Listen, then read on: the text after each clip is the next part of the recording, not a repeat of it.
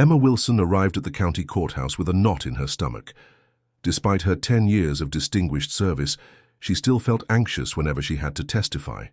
The marble halls echoed with her footsteps as she straightened her dark blue suit and touched the Secret Service badge hidden in her inner pocket. "Case number 347, Collins versus State," announced the clerk. Emma took her seat at the witness stand, facing Judge Richard Thornton, a man known for his stern demeanor and traditional views. As she began introducing herself, the judge interrupted. "And what exactly qualifies you to provide expert testimony in this matter?" he asked with a slight smirk, not bothering to review the credentials package before him. "Sir, I'm a forensic specialist with—" Emma began, but the judge waved his hand dismissively. "Young lady, this court has seen many so-called experts. What makes you different?" His tone carried a hint of amusement that didn't go unnoticed by those present. A few attorneys exchanged uncomfortable glances as Emma sat straighter in her chair. "If I may continue, Your Honor," she said calmly, though her heart raced beneath her composed exterior. The courtroom fell silent. Everyone watched Emma and the judge. Emma could feel her palms getting sweaty. She had prepared for weeks for this moment. The case was important. A man named James Collins was accused of making fake money. Emma knew he was guilty. She had studied the fake bills for days. Judge Thornton tapped his fingers on the bench. He looked bored. Emma knew this type. Men who thought women couldn't do certain jobs. Men who laughed at the idea of a woman in a powerful position. "We're waiting, Ms. Wilson," the judge said. The way he said her name made it sound like he didn't believe it was really her name. Emma cleared her throat. "As I was saying, I am a forensic specialist with the United States Secret Service. I have examined the documents in question and can confirm they are counterfeit." A loud laugh came from the judge. "The Secret Service really now protecting the president, are you?" Several people in the courtroom chuckled along with him. Emma felt her face getting hot. She had worked too hard to be treated this way. 10 years of cases, 10 years of proving herself over and over, and still, men like Judge Thornton thought they could laugh at her. "Your Honor, if you would please review my credentials," Emma said, pointing to the folder in front of him. "I'm sure your credentials are very impressive for someone like you," he said, not opening the folder. "But this is a serious case. We need real experts." The defense lawyer, Mr. Parker, stood up. "Your Honor, I must object. Agent Wilson is highly qualified." Judge Thornton waved him down. "Sit down, Mr. Parker. I'll decide who is qualified in my courtroom." Emma took a deep breath. She had two choices. She could get angry, which would only make things worse, or she could prove him wrong. She chose the second option. "Your Honor, may I approach the bench?" she asked, her voice steady. "If you must," he said with a sigh. Emma walked forward. She reached into her pocket and pulled out her Secret Service badge. She placed it on the judge's bench. The metal gleamed under the bright lights. "I have been with the Secret Service for 10 years. I have worked on over 200 cases of counterfeit currency. I have testified in federal court 47 times, and yes, I have protected 2 presidents." Judge Thornton's face changed. He picked up the badge and looked at it closely. Then he opened her credentials folder. His eyes grew wider as he read. "I see," he said quietly. The smirk was gone from his face. "I apologize for the misunderstanding." Emma nodded and returned to the witness stand. She could see the prosecutor, Mrs. Lewis, trying not to smile. "Now, Agent Wilson," the judge said, suddenly formal and respectful, "please tell us about your findings in this case." Emma opened her folder of evidence. She explained how the fake bills were made. She showed pictures of the special paper and ink that Collins had used. She described the small mistakes he had made that proved the money was fake. The jury listened carefully. They took notes. No one was laughing now. When Emma finished her testimony, Judge Thornton thanked her. "The court appreciates your expertise, Agent Wilson," he said. As Emma left the witness stand, she caught the eye of a young woman sitting in the back of the courtroom. The woman gave her a small nod and a smile. Emma smiled back. Maybe that young woman would remember this day. Maybe she would learn that she didn't have to accept being laughed at. Outside the courtroom, Mrs. Lewis caught up with Emma. "That was brilliant," she said. "The way the judge's face changed when he saw your badge, I'll never forget it. Emma smiled. "Just doing my job," she said, but inside she felt proud, not just for herself, but for every woman who had ever been underestimated. Every small victory mattered. Every time someone like Judge Thornton had to admit they were wrong, the world changed a little bit. Emma walked out of the courthouse into the bright sunshine. There would be other judges, other courtrooms, other people who would doubt her. But, for today at least, she had won. Judge Thornton leaned back in his chair, making no effort to hide his skepticism. "By all means, enlighten us," he said with another chuckle that sent whispers through the courtroom. Emma took a deep breath. She had faced this kind of dismissal before, but never so openly in a professional setting. "I've been with the United States Secret Service for 10 years, specializing in document authentication and fraud detection." The judge raised an eyebrow. "The Secret Service? I find that rather difficult to believe. Perhaps you meant security service." A flush of heat rose to Emma's cheeks, not from embarrassment but from controlled anger. She had earned her position through years of hard work and sacrifice, overcoming countless obstacles along the way. "No, Your Honor, I meant exactly what I said." Emma reached into her jacket and produced her USSS badge and identification card. She held it up for the judge to see clearly.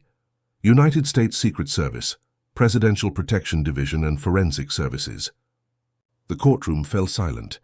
Judge Thornton's smile vanished, replaced by an expression of genuine shock as he leaned forward to examine the badge. The silence in the courtroom was so complete that Emma could hear the old clock ticking on the wall. Judge Thornton's face had turned pale. His mouth opened and closed like a fish out of water. The badge in Emma's hand caught the light from the tall windows, gleaming gold and blue. "May I see that, please?" the judge finally asked, his voice suddenly humble. Emma walked forward and handed her badge to the bailiff, who brought it to the judge. Judge Thornton turned it over in his hands, looking at every detail. His hands were shaking slightly. The prosecutor, Mrs. Lewis, was smiling now. She had warned Emma about Judge Thornton. "He's old school," she had said.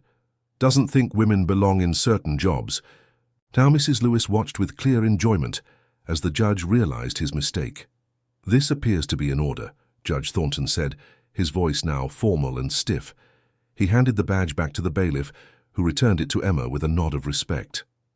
Emma returned to the witness stand. She could feel every eye in the room on her. The defense lawyer, Mr. Baker, was whispering to his client, James Collins. Collins looked worried now. He had thought this would be easy, just another day in court where his expensive lawyer would get him off. But now there was a real Secret Service agent testifying against him. "Agent Wilson," Judge Thornton said, emphasizing the word agent. As if to make up for his earlier rudeness, "Please continue with your testimony." Emma opened the folder in front of her. "As I was saying, I have examined the counterfeit bills found in Mr. Collins's home office.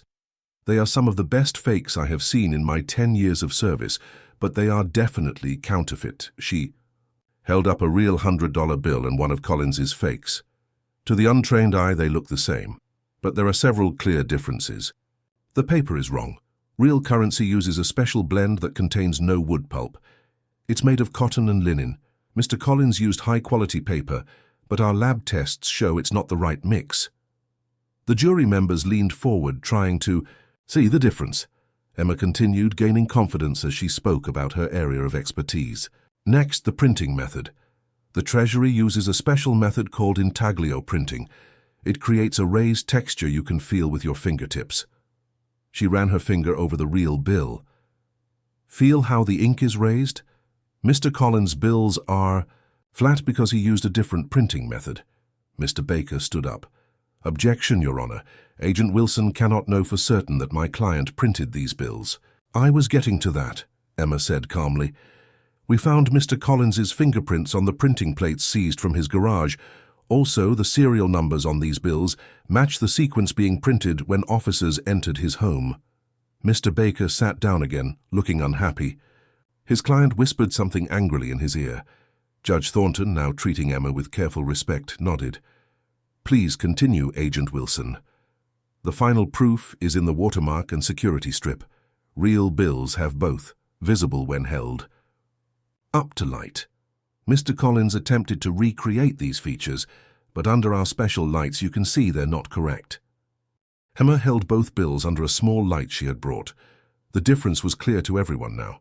In my professional opinion, Mr. Collins has been counterfeiting money for at least 6 months.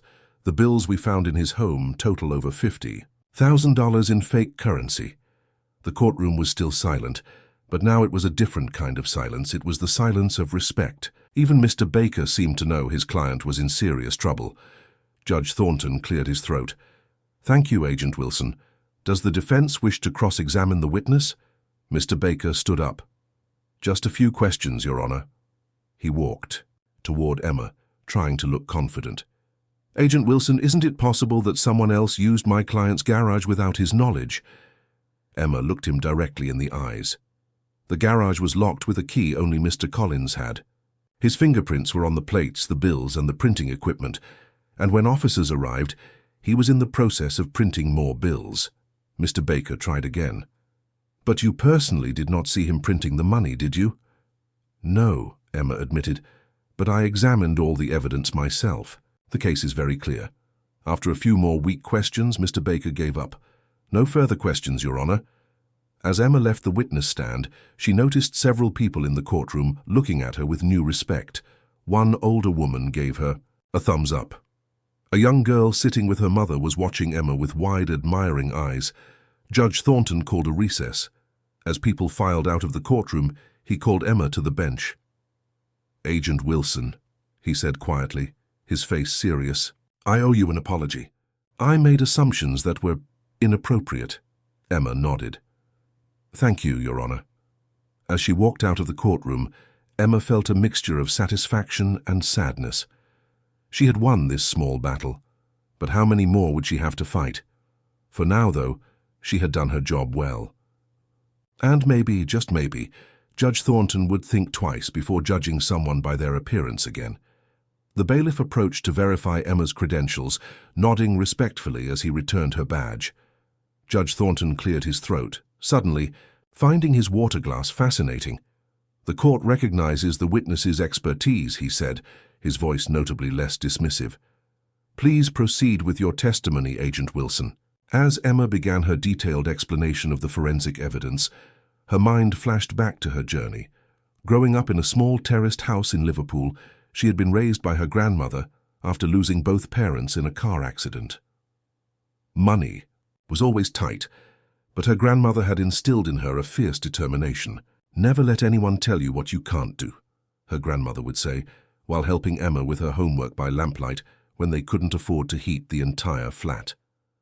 Emma had worked nights at a local pub to put herself through university, studying forensic science, while her classmates enjoyed their youth. When she applied for the exchange program that eventually led to her Secret Service career, her professor had tried to dissuade her. "Be realistic, Emma," he'd said. "Those positions go to people with connections." Yet here she was, testifying. In court as one of the agency's top document specialists, Emma pointed to the large photos of the counterfeit bills displayed for the jury. "As you can see, the paper has a slightly different color than genuine currency. Real bills have tiny red and blue fibers mixed into the paper. The counterfeiter tried to copy this by printing tiny red and blue lines on the paper. But under this magnifying glass, you can see the difference." As she spoke, Emma remembered the first time she had examined counterfeit money. It was during her training at the Secret Service Academy. Her instructor, Agent Thomas, had given her 5 bills and asked her to find the fake one. Emma had studied them for hours, comparing every tiny detail. "I can't tell which one is fake," she had finally admitted. Agent Thomas had smiled. "Good, because they're all real. The lesson is, always question what you think you know." Now, 6 years later, Emma could spot a fake bill in seconds. Judge Thornton was listening carefully to her testimony, his earlier smirk completely gone. The jury members were taking notes. Emma felt a small sense of satisfaction at being taken seriously at last. "The ink used in these counterfeit bills is also wrong," Emma continued. "Real currency uses a special ink that changes color when viewed from different angles." She tilted a genuine bill under the light. "See how the number changes from green to black? The fake bills don't do that." As Emma explained the technical details, her mind drifted back to her childhood in Liverpool. Her grandmother, Mary, had raised her since she was 8 years old after the car crash that took her parents. Their small house was always cold in winter because they couldn't afford much heating. Emma remembered doing homework wrapped in blankets, while her grandmother told stories about Emma's grandfather, who had been a police officer. He believed in justice, Mary would say, and he believed that anyone could make a difference if they worked hard enough. Those words had stuck with Emma through the hard times, through the years when classmates made fun of her second-hand clothes, through the nights working at the King's Arms pub, serving drinks until 2 a.m., then going home to study for a few hours before class. Agent Wilson? Judge Thornton's voice brought Emma back to the present. Could you explain again how you determined? These bills were printed in the defendant's home. Yes, Your Honor, Emma said. We found traces of the special ink on Mr. Collins's printer. We also found digital files on his computer that match these bills exactly. The metadata shows they were created 3 months ago, right when these bills started appearing in local shops. Emma remembered another key moment from her past.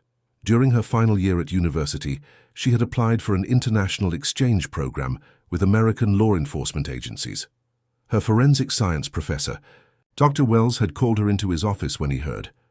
Emma, be realistic, he had said, leaning back in his chair. Those positions go to people with connections, people from wealthy families, people who know people. Emma had looked at the framed photos on his wall, Dr. Wells shaking hands with important-looking men in expensive suits. I have to try, sir, she had said. I can't let fear of rejection stop me, Dr. Wells had sighed. I'm trying to save you from disappointment. But Emma had applied anyway. Out of 300 applicants, she was one of 5 chosen, the only one from her university. The only one from a working-class background. Now in the courtroom, Emma finished presenting her evidence.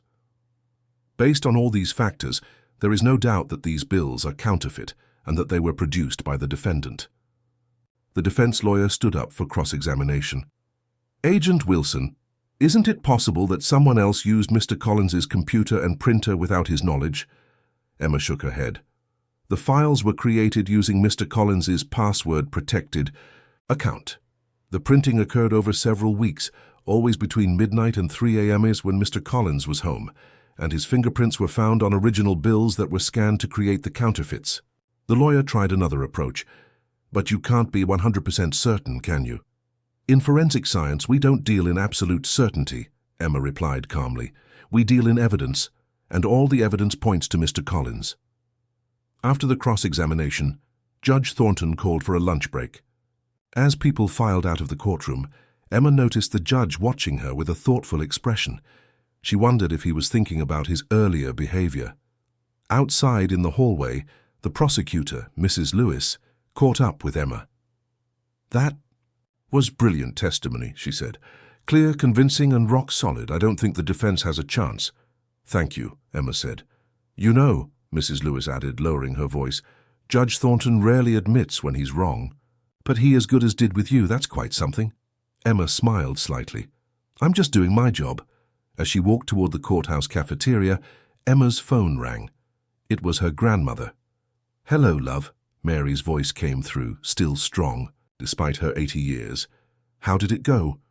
It went well, Gran, Emma said. Really well. Did you show them what you're made of? Emma laughed. I think I did. That's my girl, Mary said proudly. Your grandfather would be so proud, and your parents too. After hanging up, Emma sat alone with her sandwich, thinking about the long road that had brought her here. All the doubters, all the people who had underestimated her.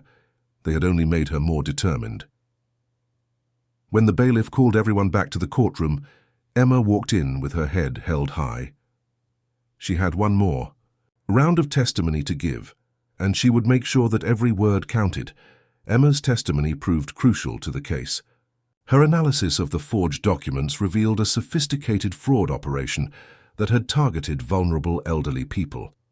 As the court adjourned for the day, she gathered her materials with a sense of satisfaction. Agent Wilson, called Judge Thornton, as she prepared to leave. A word in my chambers, please. Emma followed the judge, wondering what additional questions he might have. Inside his wood-paneled office, Judge Thornton looked considerably less imposing than he had on the bench. "I owe you an apology," he said, surprising her. "My behavior earlier was unprofessional and disrespectful." Emma stood tall. "Thank you for acknowledging that, Your Honor. I've been on the bench for 30 years, he continued, and I like to think I'm fair-minded. But perhaps I've developed certain expectations about who typically appears in what role." "Unconscious bias affects us all," Emma replied carefully. "The question is what we do when we recognize it." The judge nodded slowly. "Indeed. I'm curious, if you don't mind my asking, what keeps you going in the face of such misconceptions?" Emma thought about her grandmother, about the young girls she mentored in the community center back home. The knowledge that every time someone like me breaks through a barrier, it gets a little easier for the next person. Judge Thornton's office was quiet except for the ticking of an old clock on the wall. The late afternoon sun came through the window, lighting up the dust in the air. The judge looked at Emma with new eyes, really seeing her for the first time. "Please, sit down," he said, pointing to a leather chair across from his desk. Emma sat, still wondering why the judge had called her in. She placed her folder on her lap, ready to answer any more questions about the case. "The Collins case is quite serious," Judge Thornton said, sitting behind his desk. "Your testimony today was very helpful. The jury seemed convinced." "Thank you." "Your Honor," Emma replied, "the evidence is strong." The judge looked down at his hands, old and spotted with age. "I've been thinking about what happened this morning, Agent Wilson. When I laughed at you." Emma stayed quiet, letting him continue. "I've sentenced men for terrible crimes. I've made hard decisions that changed people's lives. But I rarely have to admit I was wrong." He looked up at Emma. "It's not easy." "No, it's not," Emma agreed. "May I ask you something personal?" the judge asked. Emma nodded, though she felt unsure. "How many times has this happened to you? Being underestimated because you're a woman, because you're black?" Emma almost laughed. "2. Many times to count, Your Honor. And yet you continue. You've become one of the top agents in your field." "I didn't have much choice," Emma said. "I either had to keep going or give up on my dreams, and my grandmother would never have forgiven me if I'd given up." Judge Thornton smiled slightly at the mention of her grandmother. "Tell me about her." Emma hadn't expected this conversation, but there was something honest in the judge's interest. "Her name is Mary. She raised me after my parents died. We didn't have much money, but she made sure I had books, and she always told me I could be anything I wanted to be." "She sounds like a wise woman." "She is," Emma said, smiling at the thought of her grandmother. "She worked as a cleaner at a university for 40 years. She never got to study there herself, but she made sure I did." The judge was quiet for a moment. Then he said, "I had a mother like that. She cleaned houses for rich people so I could go to law school." He pointed to a small black and white photo on his desk of a thin woman with kind eyes. "She died before I became a judge." For a moment, they sat in silence, two people from different worlds, finding an unexpected connection. "I have a granddaughter," Judge Thornton said eventually. "She's 12, bright as can be, wants to be a scientist." He paused. "I wonder how many people will laugh at her dreams along the way." Emma leaned forward. "Maybe fewer than laughed at. Mine. And maybe even fewer will laugh at the girls who come after her. That's the point. That's why we keep going." The judge nodded slowly. "You know, when you showed me your badge this morning, I felt like a fool, but now I'm actually glad it happened." "Why?" Emma asked, surprised. "Because it made me see something I needed to see." He stood up and walked to the window. "I have 5 more years before I retire. That's a lot of cases, a lot of people coming through my courtroom." He turned back to Emma. "I'd like to think I'll see them more clearly now." Emma stood up too. "Self-awareness is the first step, Your Honor." The judge smiled slightly. "You sound like my wife. She's been telling me for years that I can be set in my ways." "Is she usually right?" Emma asked. "Always," the judge admitted with a small laugh. "Don't tell her I said that." As Emma prepared to leave, Judge Thornton said, "One more thing, Agent Wilson. We have a program where professionals speak to students at local schools. Would you consider participating? I think many young people could benefit from hearing your story." Emma thought about her busy schedule, the pile of cases waiting for her back at the office.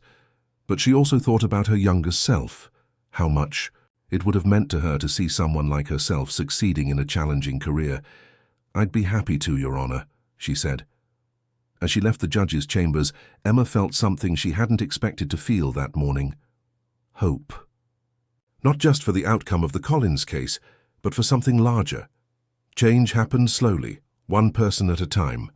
Today, maybe, she had helped that change along a little bit. Outside the courthouse, the evening was cool and clear. Emma took a deep breath of fresh air. Her phone buzzed with a message from her office. Another case needed her attention. But for now, for just this moment, she felt like she had won something important. Not just a legal victory, but a human one. She walked down the courthouse steps, thinking about what she would tell her grandmother when she called her that night. The story of a judge who had laughed and then learned. It wasn't a perfect ending, but it was a beginning. 6 months later, Emma returned to the same courthouse to provide testimony in another case. As she approached the building, she noticed a group of university students being led on a tour. "And this is where we've implemented our new judicial shadowing program," said a familiar voice. Judge Thornton was speaking to a diverse group of young people. "We're working to ensure the bench better reflects the community it serves." He spotted Emma and nodded respectfully. "In fact, here's someone you should meet. Agent Wilson has shown us all the importance of looking beyond our preconceptions." After her testimony, Emma found herself invited to speak to the students about her career path. One young woman with determined eyes raised her hand. "Did you ever feel like giving up?" "When people didn't take you seriously?" she asked. Emma smiled, "Many times. But remember this. Your qualifications don't become any less real just because someone fails to recognize them." As she left the courthouse that day, Emma called her grandmother, now in her 80s but still sharp as ever. "How did it go, love?" the elderly woman asked. "Really well," Emma replied. "I think things are changing, Gran, slowly, but they're changing." Sometimes, Emma reflected, the most powerful thing you can do is simply show up and be exactly who you are, badge and all. The world would eventually catch up. The spring sunshine felt warm on Emma's face as she walked up the courthouse steps.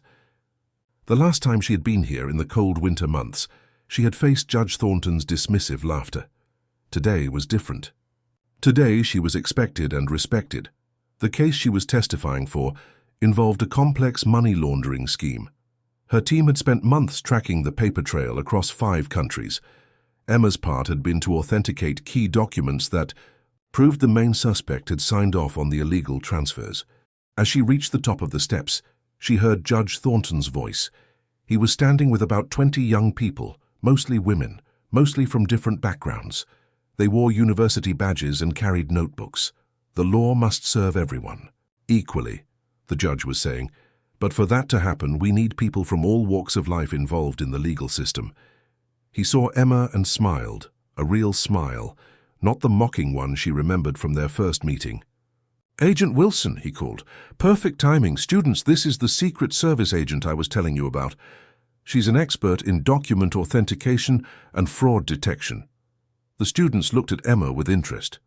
One young black woman in the front seemed especially focused, her eyes bright with curiosity. "Agent Wilson is here to testify in the Parker case," Judge Thornton continued. "Perhaps she might have a few minutes to speak with you after court today." Emma checked her watch. Her flight back to Washington wasn't until evening. "I'd be happy to," she said. In the courtroom, things went smoothly. The defense lawyer asked tough questions, but Emma was well prepared. Judge Thornton ran the proceedings fairly, giving both sides equal time and attention. When Emma presented her evidence, he listened carefully, asking thoughtful questions that helped clarify key points for the jury. No one laughed. No one questioned why she was there. After court finished for the day, Emma met the students in a small conference room. They sat around a long table, notebooks open, pens ready. The young woman Emma had noticed earlier sat directly across from her.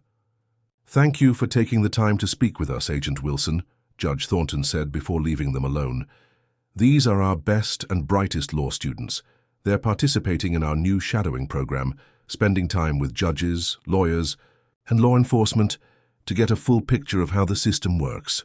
When the judge left, the students had many questions for Emma. How had she become a Secret Service agent? What was her training like? What was the hardest case she had worked on? Emma answered them all honestly. She told them about growing up, poor in Liverpool, about working nights at the pub to pay for university, about the professor who told her not to apply for the exchange program because those positions go to people with connections. "But you did it anyway," said the young woman across the table. Her name tag read Lisa. "Yes," Emma said, "I did it anyway." "Did you ever feel like giving up when people didn't take you seriously?" Lisa asked, her eyes fixed on Emma's. Emma thought about all the times she had doubted herself. The night after her professor had discouraged her, when she had cried in her tiny flat, wondering if he was right. The first day at the Secret Service Academy, when a trainer had asked if she was in the right place. The countless small moments when people had looked past her, through her, or down at her. Many times, Emma admitted. But remember this: your qualifications don't become any less real just because someone fails to recognize them. Your worth doesn't depend on other people seeing it. Lisa wrote this down carefully, word for word. Another student asked, "How do you handle it when someone dismisses you because of how you look?" Emma smiled slightly. "You might want to ask Judge Thornton about that. We had an interesting first meeting in this very courthouse." The students looked intrigued, but Emma didn't tell the story. That was for the judge to share if he chose to. As the session ended, Lisa approached Emma privately. "My mother cleans offices at night," she said quietly. "She wanted to be a lawyer, but she couldn't afford school. She's paying for me to go. Now." Emma thought of her own grandmother, cleaning at the university, making sure Emma had books and opportunities she never had herself. "She must be very proud of you," Emma said. Lisa nodded. "Sometimes I worry I won't make it, that it's too hard." Emma reached into her pocket and pulled out her business card. "When you graduate, call me. The Secret Service is always looking for good lawyers." Lisa's eyes widened as she took the card. Outside the courthouse, Emma sat on a bench in the sunshine and called her grandmother. "How did it go, love?" Mary asked, her voice crackly but strong. "Really well," Emma replied, watching the students leave the building, Lisa among them, walking taller than before. "I think things are changing, Gran. Slowly, but they're changing." "One person at a time," Mary said. "That's how it always happens." After the call, Emma sat for a moment longer, enjoying the peaceful feeling. The world wasn't perfect. There would always be people who judged others too quickly. But today, in this courthouse where she had once been laughed at, Emma had helped a group of young people see new possibilities for themselves. As she finally stood to leave, Emma saw Judge Thornton watching her from the top of the steps. He gave her a small nod, a gesture of respect between equals. Emma nodded back. Sometimes, she thought as she walked away, the most powerful thing you can do is simply show up and be exactly who you are, badge and all. The world would eventually catch up. And if it didn't, well, she would be there anyway, doing her job, breaking barriers, and making it a little easier for the next person who came along. The end.